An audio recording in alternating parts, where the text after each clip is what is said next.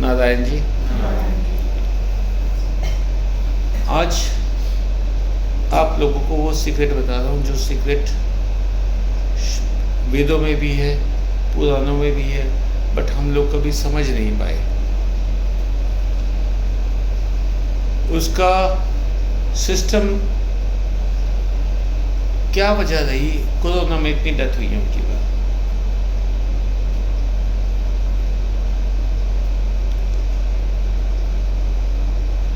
अनिल गिल भट्टे वाले, उनकी डेथ हुई।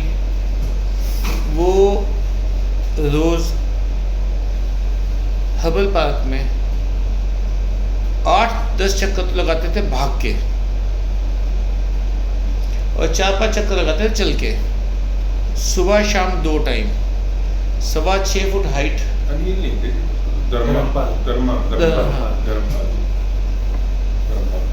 तो उनका क्या हुआ जी, उनकी डेथ हो गई। He was physically very very very fit. वजह क्या है? एक 94 साल के बुजुर्ग जिनको शुगर भी थी, कैंसर का भी हो चुका था, वो ठीक होके घर आ गए। इसके पीछे वजह क्या है, कारण क्या है? हम लोगों ने क्या किया? हम लोग संभाल रहे शरीर को अपने। फिटनेस का मतलब बॉडी फिटनेस। बॉडी एक नहीं है, बॉडी 5 है। हमारे अंदर 5 बॉडी हैं। सबसे पहले तो है ये जो शरीर हमारा दिख रहा है, ये है अन्न शरीर, अनाज से बना हुआ शरीर, खाने पीने से बना हुआ शरीर। दूसरा है मन शरीर, जो हमारा मन है, जो हमारी इच्छाएं हैं, जो हमारी कामनाएं हैं, वो एक अलग से बॉडी है। डर भी उसमें है, प्रेम भी उसमें है, साहस भी उसमें है। वो मन शरीर है। तीसरा हमारा है बुद्धि शरीर। जब हमारे ऊपर कोई मुसीबत आती है, कोई काम पड़ जाता है, तो जिससे हम काम लेते हैं, कैसे हमें निकलना है उससे, पेड़ पे चढ़ना है, सीढ़ी बना ली, घर पे चढ़ना है, छत बना ली, घर बनाना है, छत बना ली, दीवारें बना लिया, ईंटें कैसे पकी, ये सब बुद्धि के काम हैं। गाड़ी कैसे बनी, कैसे उसमें पेट्रोल डालना शुरू हुआ, कैसे इंजन बना, वो सारी चीज़ें बुद्धि से आई है। तो बुद्धि शरीर भी सब में होता है। उसके बाद है आत्म शरीर।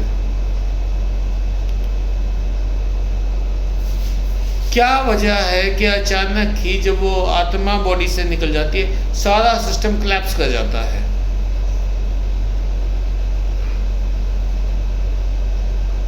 वो हमारा आत्म शरीर है। जो पिछले जन्म के कर्म हैं वो आत्म शरीर ढो रहा है। जो इस जन्म के कर्म हैं वो आत्म शरीर के अंदर हैं।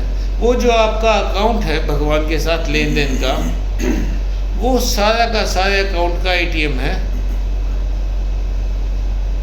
आत्म शरीर। फिर उसके बाद है ज्ञान शरीर। ज्ञान शरीर भी बोलते हैं, विवेक शरीर भी बोलते हैं। ये ज्ञान शरीर क्या है? ज्ञान शरीर वो है जो आपको नॉलेज मिली है, आपको पता है आज मैंने एक चीज़ बनाई, उसमें कमी रह गई, वो कमी कैसे दूर की हमने, जो उसका एक्सपीरियंस है, वो एक्सपीरियंस का शरीर है ये। इन चारों शरीरों में से आत्म शरीर किसी को नहीं ढोता। ये चारों शरीर यहीं रह जाते हैं।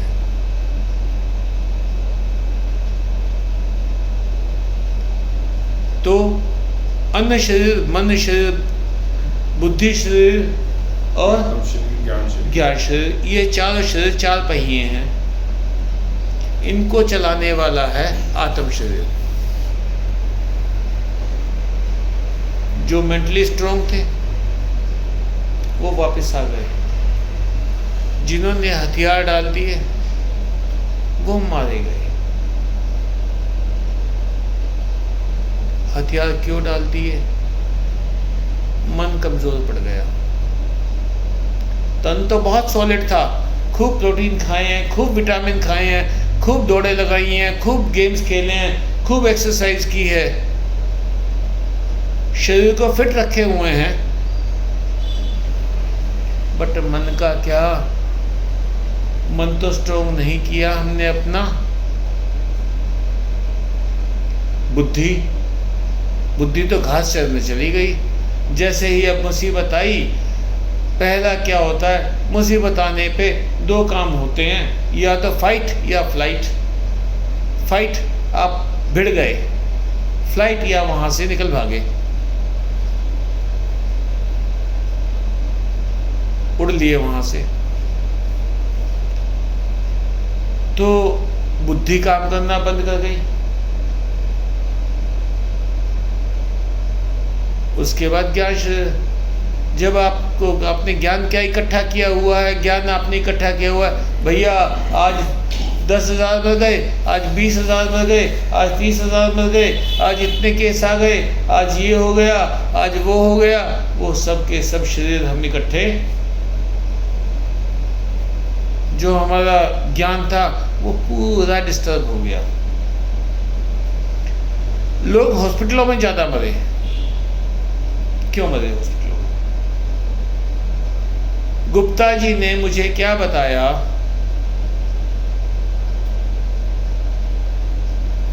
कभी इस साइड वाला मर रहा है, कभी इस साइड वाला मर रहा है।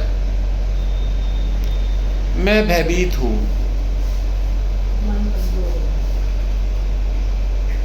उनका मन टूट गया था। इतनी मौतें देखने के बाद उनका मन टूट गया था। वहाँ माहौल ऐसा था, लोग ऑक्सीजन के लिए चिल्ला रहे, मुझे ऑक्सीजन लगा दो, मुझे ऑक्सीजन नहीं मिल रही, ये सब खबरें उनके पास आ रही हैं। सबको मौत अपनी अवश्यम भावी दिखाई दे रही थी कि मौत तो होगी ही होगी। तो 5 शरीरों में से 4 शरीर आपने संभाले नहीं, आपने एक शरीर संभाला, तो आप एग्ज़ाम के लिए 100% के जो सिलेबस है 20% की तैयारी की है आपने। 20% में 20 के 20 नंबर तो किसी के तैयार हो नहीं सकते। किसी के 14 थे, किसी के 15 थे। 14-15% नंबर के साथ कोई पास कैसे होता?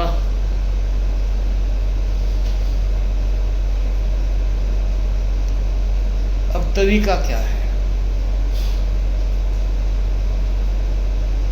इन 4 शरीरों को संभालना कैसे है? भगवान कहते हैं, तू मुझे अपना मान ले, तू अपने आप को मुझे सौंप दे। अभी 5-7 दिन पहले की बात है, एक पेशेंट का दांत निकाला था। उसको 1 दिन तक खून चलता रहा, उसने मुझे कांटेक्ट करने की कोशिश ही नहीं की। 24 घंटे के बाद जब वो आया तो जिस तरीके से खून बह रहा था, मैं देख के डर गया। मैंने जो मेरा उपचार था, जिससे मैं सैकड़ों लोगों का खून रोक चुका हूँ, हज़ारों लोगों का खून रोक चुका हूँ, वो उपचार भी फेल हो गया।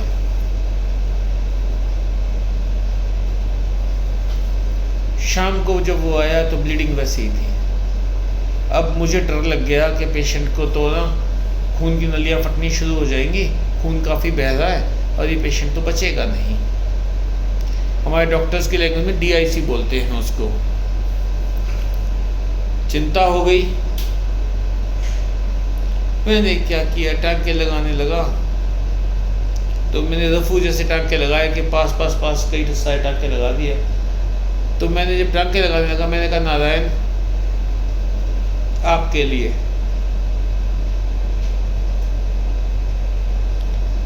टांका जहां से सुई घुसी थी वहां से खून आना शुरू हो गया तेजी से। मेरा दिमाग खराब हो गया, मैं DIC हो गया इस पर। दूसरा टांका लगाया, तीसरा टांका लगाया, चौथा टांका लगाया, उसके बाद मैंने उसको कुछ इंजेक्शन, जो खून रोकने के इंजेक्शन है वो दे दिए, सुबह भी दिए, दिन में भी दिए थे और शाम को भी दिए। मैं नारायण आपकी जो इच्छा होना वो है। मैं भयभीत अब नहीं हूँ। एक तो पेशेंट यंग था, 40-42 साल एज थी उसकी, वकील थे, देखा मोटा स्यापा हो जाएगा, पर मेरे का जो लिखा हुआ मेरे भाग्य में वो नहीं टल सकता। तो भय खत्म हो गया। भय खत्म होते ही दिमाग में क्लैरिटी आ गई, बुद्धि ने काम करना शुरू कर दिया। जो मन था, मन कंट्रोल हुआ, बुद्धि कंट्रोल हो गई। बुद्धि ने एकदम बता दिया मुझे कि यहाँ पे ये कमी हो सकती है। वो हो गया, पेशेंट का खून रुक गया। पेशेंट आधा पौना घंटा रखा अपने पास, देखा ब्लीडिंग रुक गई, उसको भेज दिया, ठीक होके आ गया। जब मैंने अपने आप को नारायण को सौंप दिया, सब काम बन गए।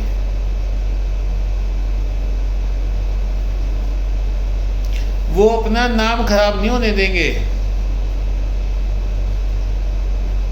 हम सौंपते तो हैं नहीं, फिर कहते हे राम तूने क्या कर दिया।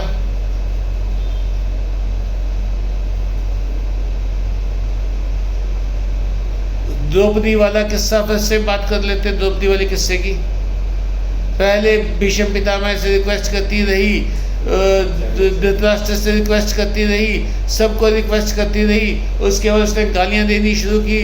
दुर्योधन को गालियां दे रही है, इसको गालियां दे रही है, उसको गालियां दे रही है, कोई काम नहीं है। उसके बाद उसने आखिर में भगवान को पुकारा और भगवान पुकारते ही पहुंच गए। एक लेख पढ़ा था मैंने, बड़ा प्यारा लेख था। तो भगवान कृष्ण को बोली कि आपने आने में इतनी देर क्यों कर दी। भगवान बोले तूने कहा था हे द्वारकाधीश मुझे बचाओ। द्वारका से आने में टाइम तो लगेगा। तूने ये कहा था हे घटघट के वासी मुझे बचाओ, कहते मैं तुरंत प्रकट हो जाता। पर हम लोग समझते कब हैं कि वो घटघट के वासी हैं।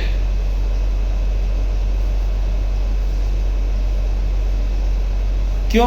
क्योंकि बुद्धि में जो हमारा एक्सपीरियंस है, एक्सपीरियंस यही जमा हुआ है कि हनुमान जी तो सिर्फ सालासर में बैठे हैं, जीन में तो हनुमान जी हैं ही नहीं।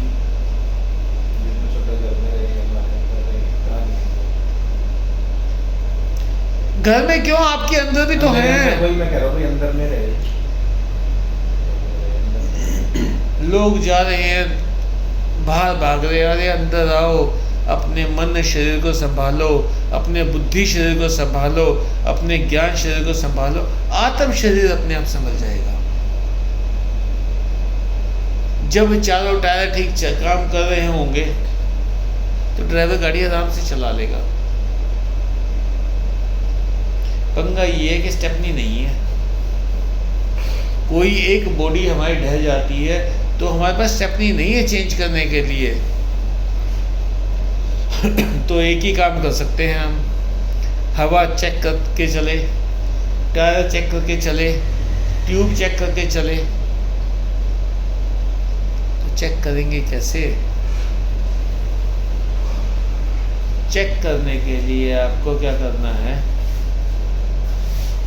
अपने मन को संभालो, पहले अपनी बुद्धि को संभालो। जो एक्सपीरियंस हैं आपके बुरे एक्सपीरियंस, उनको कहो ये भगवान ने मुझे सबक दिया है, मेरा नुकसान नहीं हुआ कुछ। एक वो शेर है बहुत पुराना,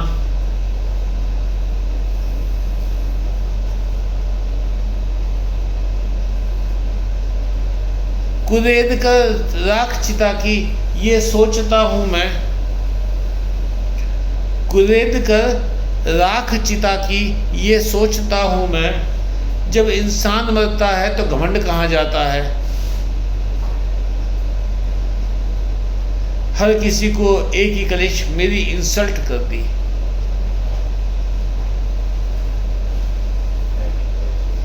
मन संभालो, बुद्धि संभालो। अरे भैया, जो हुआ मेरे कर्मों की सज़ा है, मेरे पाप कर्म हैं जो मुझे काटने हैं।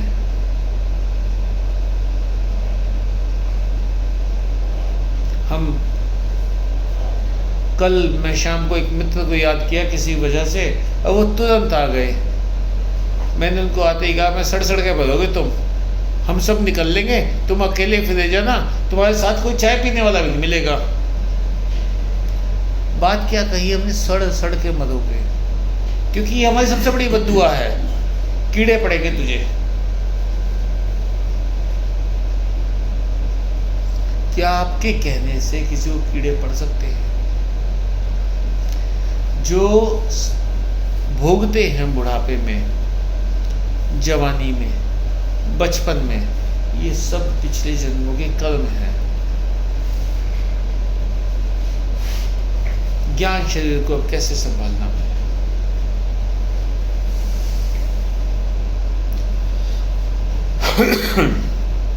ज्ञान शरीर को संभालने का सिर्फ एक ही तरीका है,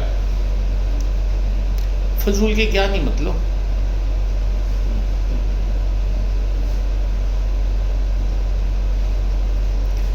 लोगों को दूसरों के बारे में सब कुछ जानना है, चाहे उनके काम आए ना आए। अब ये कैसे पता ये फजूल है? ये फजूल है। बड़ी कोठियां बना रहा है बंदा, इतना पैसा कहाँ से आ रहा है? क्यों दिमाग लगा रहे हो भाई? तुम्हें क्या फायदा होने वाला है? वो छोड़ के वो भी जाएगा, छोड़ के तुम भी जाओगे। बताइए मुझे।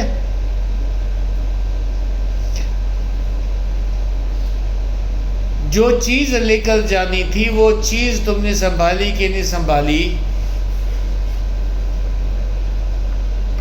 चीज जो लेके जाने की है, कमाओ पैसा, खूब पैसा कमाओ भैया। चाहे 50 करोड़ हो, चाहे 5,000 करोड़ हो, चाहे 5 लाख करोड़ हो, चाहे 50 लाख करोड़ हो, आगे की गिनती मुझे आती नहीं, सब यही रहेगा। आपको लगता है आप अपने बच्चों की जिंदगी इजी कर जाओगे? यही लगता है ना, हम जितने ज़्यादा पैसे छोड़ेंगे। यही लगता है। तो धीरू भाई अंबानी छोड़ के तो दोनों के लिए गया था, तो मुकेश के पास तो फायदा हो गया, अनिल अंबानी क्यों हो गया? आप अपने बच्चे की जिंदगी नहीं बना सकते, वो अपना भाग्य लिखवा के आया है। आप ये सोचते हो कि मैं उसका स्ट्रगल खत्म कर दूंगा, नहीं कर सकते। अगर उसके भाग्य में स्ट्रगल लिखा है तो वो स्ट्रगल करेगा।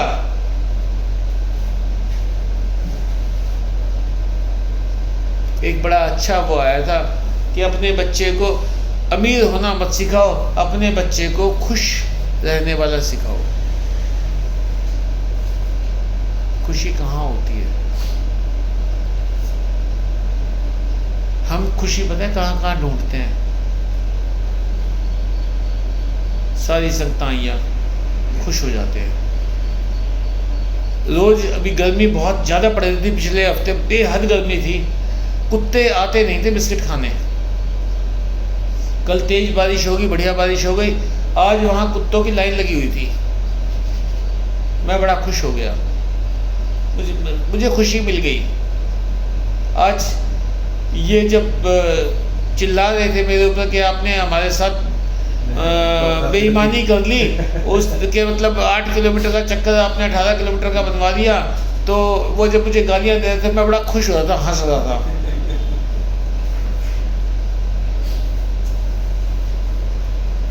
उसके बाद वापस आते हुए जब शिकंजी पिलाई इसने, अमित सिंगला ने, तो शिकंजी पिलाई, शिकंजी बेहद चिल्ड थी, आनंद आ गया, खुश हो गया मैं। सुबह से अब तक मेरे पास अफसोस करने लायक कोई बात नहीं है, क्योंकि मेरे पास जगह ही नहीं है वो सब इकट्ठा करने की। अरे 10 रुपए किलो टमाटर मिल रहे थे, 10 रुपए किलो टमाटर, 10 रुपये होते ही क्या हैं, वहाँ पता है क्या, एक एक टमाटर छांट के ले रहे थे, पर विचार इकट्ठे करते हुए तो ना छांटते जो करोड़ों के हैं।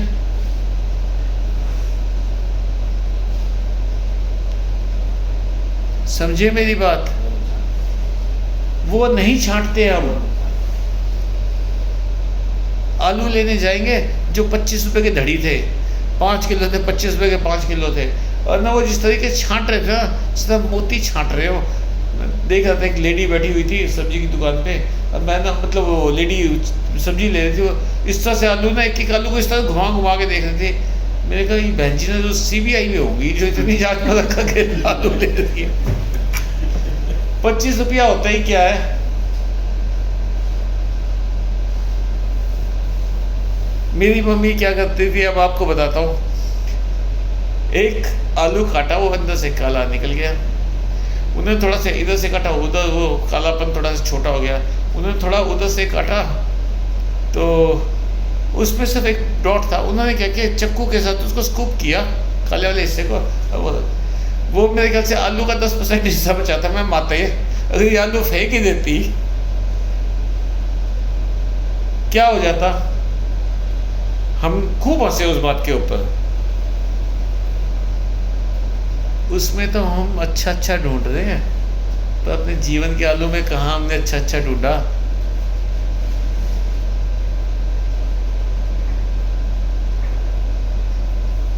हम साधक कहते हैं अपने आप को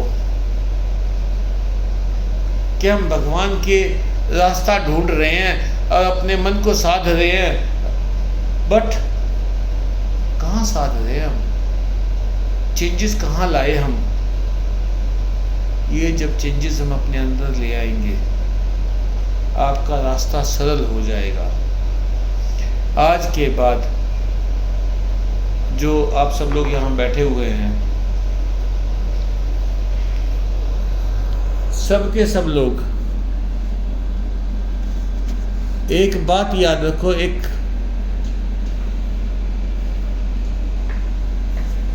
कि आज के बाद जिस बात से आपका कोई मतलब नहीं निकलना, उस बात के बारे में सोचना बंद करेंगे। हम यूजुअली क्यों सुनते हैं, कभी वो बंदा मिल गया तो उसके बजाने के काम आएगा, 10 साल बाद भी वो टॉन्ट मारने के काम आएगा, वो ताना मारने के काम आएगा। भैया छोड़ दो, तुम्हें क्या जरूरत है ताना मारने की? तुम अपने राम में मस्त रहो।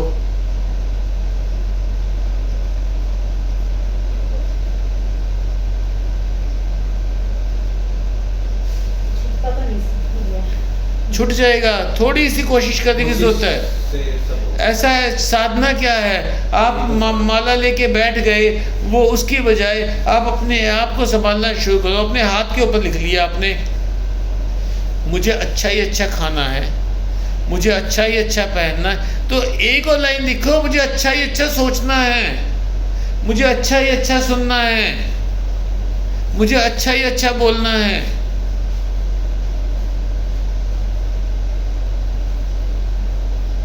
समय आ गया है कि हम अपने बाकी शरीरों को संभालें। सिर्फ एक फिजिकल बॉडी को नहीं संभालना, ये जो 4 डायनेमिक बॉडीज हैं, इन 4 डायनेमिक बॉडीज को भी संभालना है।